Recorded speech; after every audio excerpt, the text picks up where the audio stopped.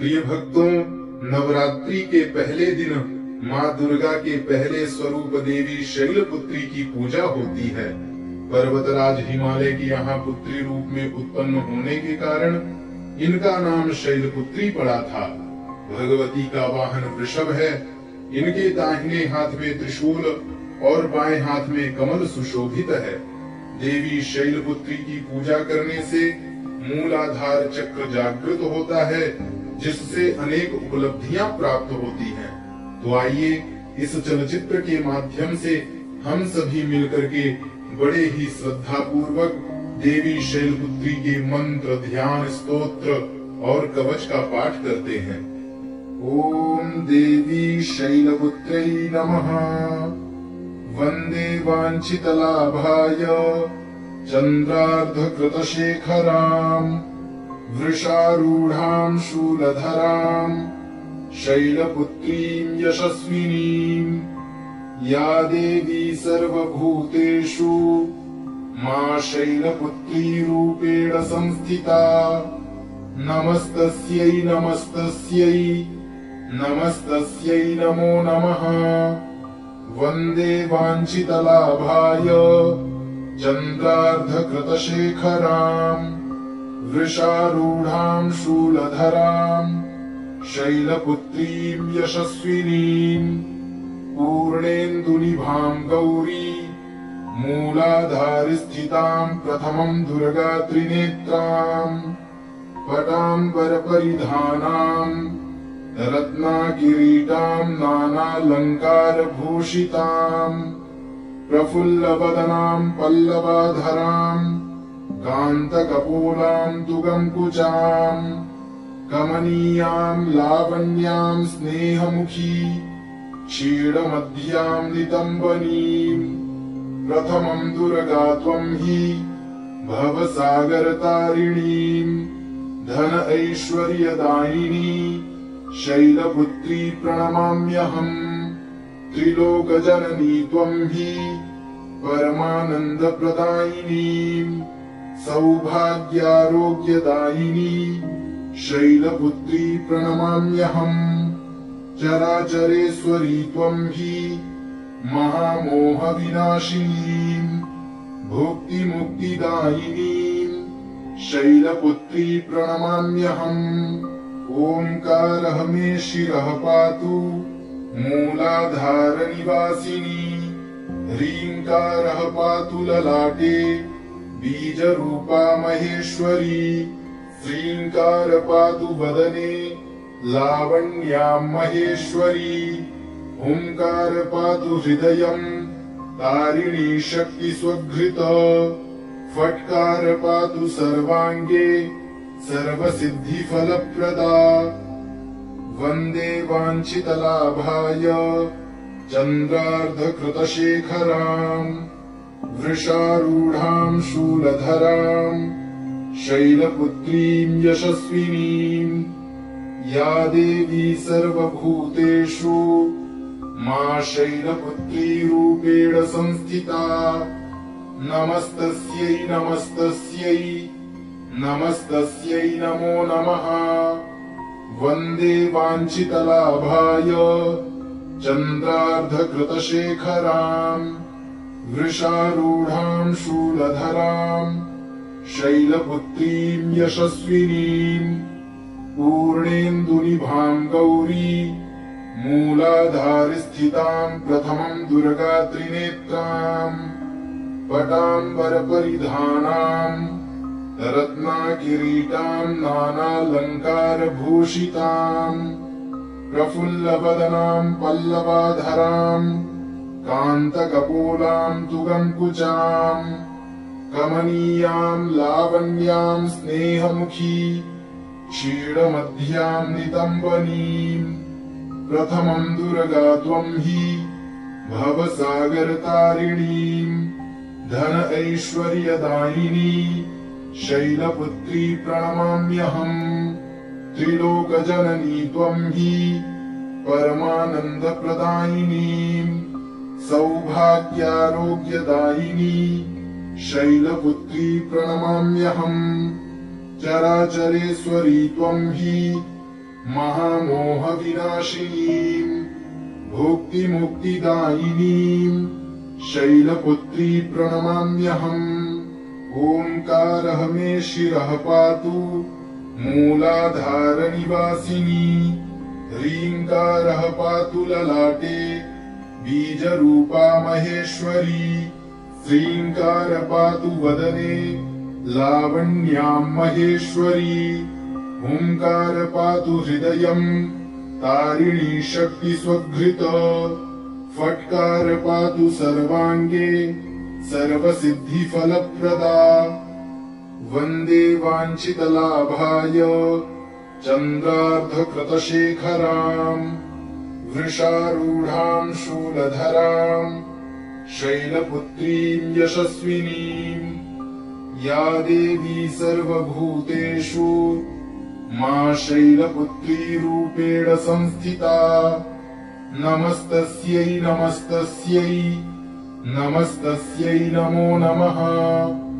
वन्दे वाञ्छितलाभाय चन्द्रार्धकृतशेखराम् वृषारूढां शूलधराम् शैलपुत्रीं यशस्विनीम्। पूर्णेन्दुनिभां गौरी मूलाधारस्थितां प्रथमं दुर्गा त्रिनेत्राम्। पटाम्बरपरिधानाम् रत्नाकिरीटां नानालङ्कारभूषिताम्। प्रफुल्लवदनां पल्लवाधरां कान्तकपोलां तुगङ्कुचां। कमनीयां लावण्यां स्नेहमुखी क्षीणमध्यां नितम्बनीम्। प्रथमं दुर्गा त्वं हि भवसागरतारिणीम्। धन ऐश्वर्यदायिनी शैलपुत्री प्रणमाम्यहम्। त्रिलोकजननी त्वं हि परमानन्दप्रदायिनीम्। सौभाग्यारोग्यदायिनी शैलपुत्री प्रणमाम्यहम्। चराचरेश्वरी त्वं हि महामोहविनाशिनीम् भुक्तिमुक्तिदायिनीम् शैलपुत्री प्रणमाम्यहम्। ओंकारः मे शिरः पातु मूलाधारनिवासिनी। ह्रीङ्कारः पातु ललाटे बीजरूपा महेश्वरी। श्रीङ्कार पातु वदने लावण्यां महेश्वरी। हुंकार पातु हृदयं तारिणी शक्ति स्वघृत। फट्कार पातु सर्वांगे सर्वसिद्धि फलप्रदा। वन्दे वाञ्छितलाभाय चन्द्रार्धकृतशेखराम् वृषारूढां शूलधरां शैलपुत्रीं यशस्विनीम्। या देवी सर्वभूतेषु मा शैलपुत्री रूपेण संस्थिता। नमस्तस्यै नमस्तस्यै नमस्तस्यै नमो नमः।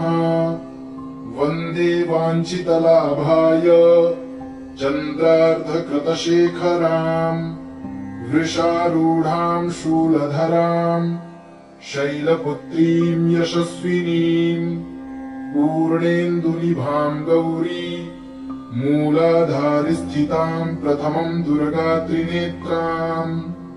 पटाम्बरपरिधानां रत्नाकिरीटां नानालङ्कारभूषितां। प्रफुल्लवदनां पल्लवाधरां कान्तकपोलां तुगङ्कुचां। कमनीयां लावण्यां स्नेहमुखी क्षीणमध्यां नितम्बनीम्। प्रथमं दुर्गा त्वं हि भवसागरतारिणीम्। धन ऐश्वर्यदायिनी शैलपुत्री प्रणमाम्यहम्। त्रिलोकजननी त्वं हि परमानन्दप्रदायिनीम्। सौभाग्यारोग्यदायिनी शैलपुत्री प्रणमाम्यहम्। चराचरेश्वरी त्वं हि महामोहविनाशिनीम् भुक्तिमुक्तिदायिनीम् शैलपुत्री प्रणमाम्यहम्। ओंकारः मे शिरः पातु मूलाधारनिवासिनी। ह्रीङ्कारः पातु ललाटे बीजरूपा महेश्वरी। श्रीङ्कार पातु वदने लावण्यां महेश्वरी। हुंकार पातु हृदयं तारिणी शक्ति स्वघृत। फट्कार पातु सर्वांगे सर्वसिद्धिफलप्रदा। वन्दे वाञ्छितलाभाय चन्द्रार्धकृतशेखराम् वृषारूढां शूलधरां शैलपुत्रीं यशस्विनीं। या देवी सर्वभूतेषु मा शैलपुत्री रूपेण संस्थिता। नमस्तस्यै नमस्तस्यै नमस्तस्यै नमो नमः। वन्दे वाञ्छितलाभाय चन्द्रार्धकृतशेखरां वृषारूढां शूलधरां शैलपुत्रीं यशस्विनीं। पूर्णेन्दुनिभां गौरी मूलाधारस्थितां प्रथमं दुर्गा त्रिनेत्रां। पटाम्बरपरिधानां रत्नाकिरीटां नानालङ्कारभूषितां। प्रफुल्लवदनां पल्लवाधरां कान्तकपोलां तुगङ्कुचां। कमनीयां लावण्यां स्नेहमुखी क्षीणमध्यां नितम्बनीं। प्रथमं दुर्गा त्वं हि भवसागरतारिणीं। धन ऐश्वर्यदायिनी शैलपुत्री प्रणमाम्यहम्। त्रिलोकजननी त्वं हि परमानन्दप्रदायिनीं। सौभाग्यारोग्यदायिनी शैलपुत्री प्रणमाम्यहम्। चराचरेश्वरी त्वं हि महामोहविनाशिनीं। भुक्तिमुक्तिदायिनीं शैलपुत्री प्रणमाम्यहम्। ओंकारः मे शिरः पातु मूलाधारनिवासिनी। ह्रीङ्कारः पातु ललाटे बीजरूपा महेश्वरी। श्रीङ्कार पातु वदने लावण्यां महेश्वरी। हुंकार पातु हृदयं तारिणी शक्ति स्वघृत। फट्कार पातु सर्वांगे सर्वसिद्धिफलप्रदा। वन्दे वाञ्छितलाभाय चन्द्रार्धकृतशेखरां वृषारूढां शूलधरां शैलपुत्रीं यशस्विनीं। या देवी सर्वभूतेषु मा शैलपुत्री रूपेण संस्थिता। नमस्तस्यै नमस्तस्यै नमस्तस्यै नमो नमः। वन्दे वाञ्छितलाभाय चन्द्रार्धकृतशेखरां वृषारूढां शूलधरां शैलपुत्रीं यशस्विनीं। पूर्णेन्दुनिभां गौरी मूलाधारस्थितां प्रथमं दुर्गा त्रिनेत्रां। पटाम्बरपरिधानां रत्नाकिरीटां नानालङ्कारभूषितां। प्रफुल्लवदनां पल्लवाधरां कान्तकपोलां तुगङ्कुचां। कमनीयां लावण्यां स्नेहमुखी क्षीणमध्यां नितम्बनीं। प्रथमं दुर्गा त्वं हि भवसागरतारिणीं। धन ऐश्वर्यदायिनी शैलपुत्री प्रणमाम्यहम्।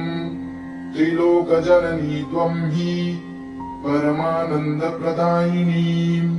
सौभाग्यारोग्यदायिनी शैलपुत्री प्रणमाम्यहम्।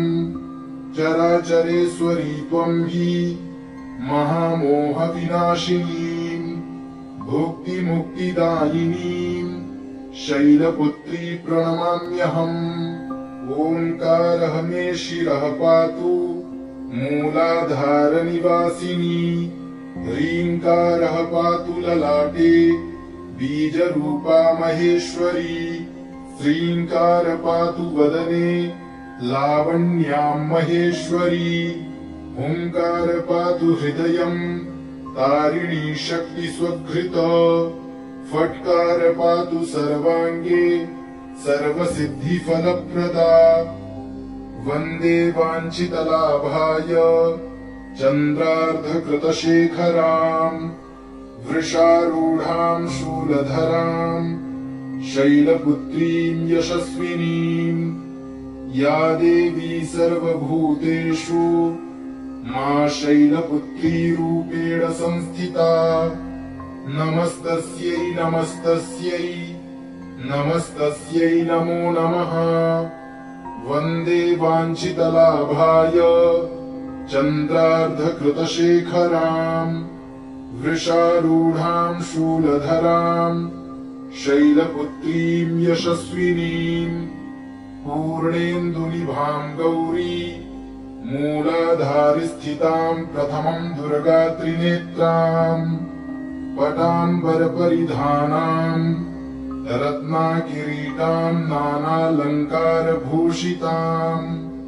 प्रफुल्लवदनां पल्लवाधरां कान्तकपोलां तुगङ्कुचां कमनीयां लावण्यां स्नेहमुखी क्षीणमध्यां नितम्बनीं प्रथमं दुर्गा त्वं हि भवसागरतारिणीं धन ऐश्वर्यदायिनी शैलपुत्री प्रणमाम्यहम् त्रिलोकजननी त्वं हि परमानन्दप्रदायिनीं सौभाग्यारोग्यदायिनी शैलपुत्री प्रणमाम्यहम् चराचरेश्वरी त्वं हि महामोहविनाशिनीं भुक्तिमुक्तिदायिनीं शैलपुत्री प्रणमाम्यहम् ओंकारः मे शिरः पातु मूलाधारनिवासिनी ह्रींकारः पातु ललाटे बीजरूपा महेश्वरी श्रींकार पातु वदने लावण्यां महेश्वरी हुंकार पातु हृदयं तारिणी शक्ति स्वघृत फट्कार पातु सर्वांगे सर्वसिद्धि फलप्रदा वन्दे वाञ्छितलाभाय चन्द्रार्धकृतशेखरां वृषारूढां शूलधरां शैलपुत्रीं यशस्विनीं या देवी सर्वभूतेषु मा शैलपुत्री रूपेण संस्थिता नमस्तस्यै नमस्तस्यै नमस्तस्यै नमो नमः वन्दे वाञ्छितलाभाय चन्द्रार्धकृतशेखरां वृषारूढां शूलधरां शैलपुत्रीं यशस्विनीं पूर्णेन्दुनिभां गौरी मूलाधारस्थितां प्रथमं दुर्गा त्रिनेत्रां पटाम्बरपरिधानां रत्नाकिरीटां नानालङ्कारभूषितां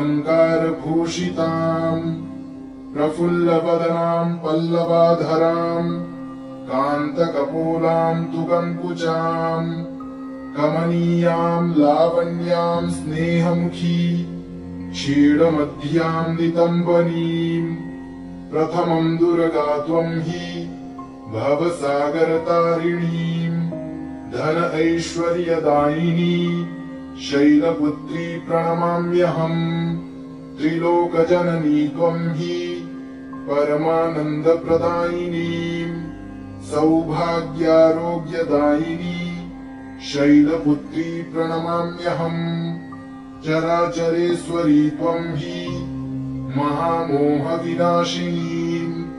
भुक्तिमुक्तिदायिनीं शैलपुत्री प्रणमाम्यहम् ओंकारः मे शिरः पातु मूलाधारनिवासिनी ह्रींकारः पातु ललाटे बीजरूपा महेश्वरी श्रींकार पातु वदने लावण्यां महेश्वरी हुंकार पातु हृदयं तारिणी शक्ति स्वघृत फट्कार पातु सर्वांगे सर्वसिद्धि फलप्रदा वंदे वांछितलाभाय चंद्रार्धकृतशेखरां वृषारूढां शूलधरां शैलपुत्रीं यशस्विनीं या देवी सर्वभूतेषु मां शैलपुत्री रूपेण संस्थिता नमस्तस्यै नमस्तस्यै नमस्तस्यै नमो नमः वंदे वांछितलाभाय चंद्रार्धकृतशेखरां वृषारूढां शूलधरां शैलपुत्रीं यशस्विनीं पूर्णेन्दुनिभां गौरी मूलाधारस्थितां प्रथमं दुर्गा त्रिनेत्रां पटाम्बरपरिधानां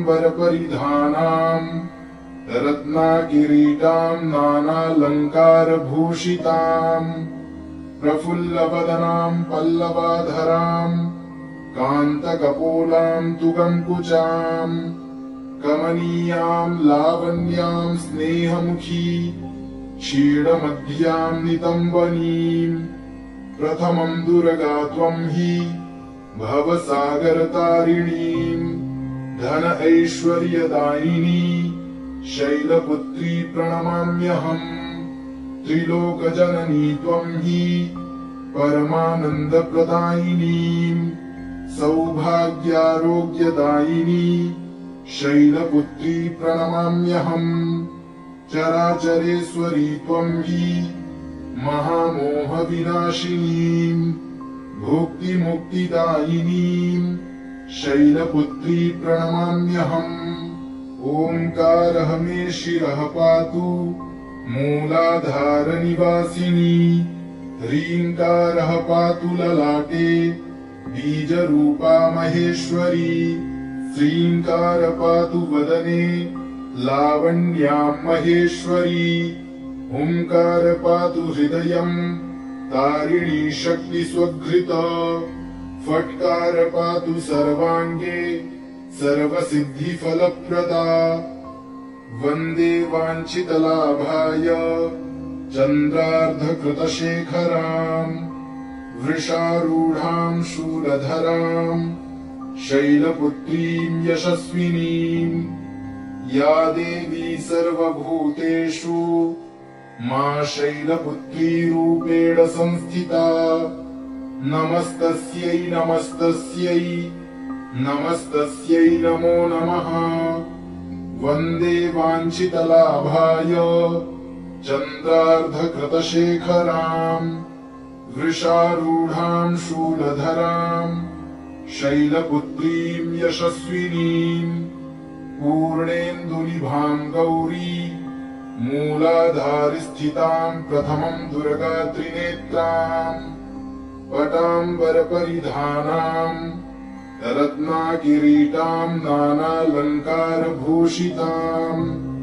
प्रफुल्लवदनां पल्लवाधरां कान्तकपोलां तुगङ्कुचां कमनीयां लावण्यां स्नेहमुखी क्षीणमध्यां नितम्बनीं प्रथमं दुर्गा त्वं हि भवसागरतारिणीं धन ऐश्वर्यदायिनी शैलपुत्री प्रणमाम्यहम् त्रिलोकजननी त्वं हि परमानन्दप्रदायिनीं सौभाग्यारोग्यदायिनी शैलपुत्री प्रणमाम्यहम् चराचरेश्वरी त्वं हि महामोहविनाशिनीं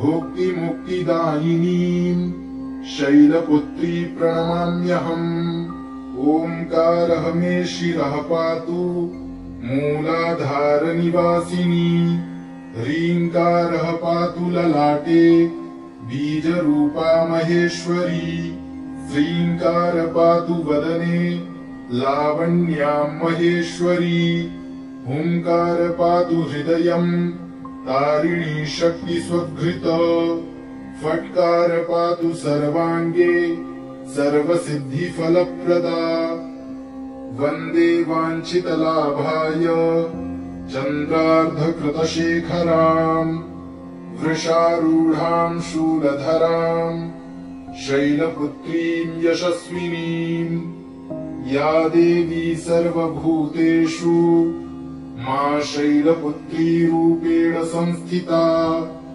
नमस्तस्यै नमस्तस्यै नमस्तस्यै नमो नमः वन्दे वाञ्छितलाभाय चन्द्रार्धकृतशेखराम् वृषारूढाम् शूलधराम् शैलपुत्रीम् यशस्विनीम् पूर्णेन्दुनिभाम् गौरी मूलाधारिस्थिताम् प्रथमम् दुर्गा त्रिनेत्राम् पटाम्बरपरिधानाम् रत्नाकिरीटाम् नानालङ्कारभूषिताम् प्रफुल्लवदनाम् पल्लवाधराम् कान्तकपोलाम् तुगङ्कुचाम् कमनीयाम् लावण्याम् स्नेहमुखी क्षीणमध्याम् नितम्बनी।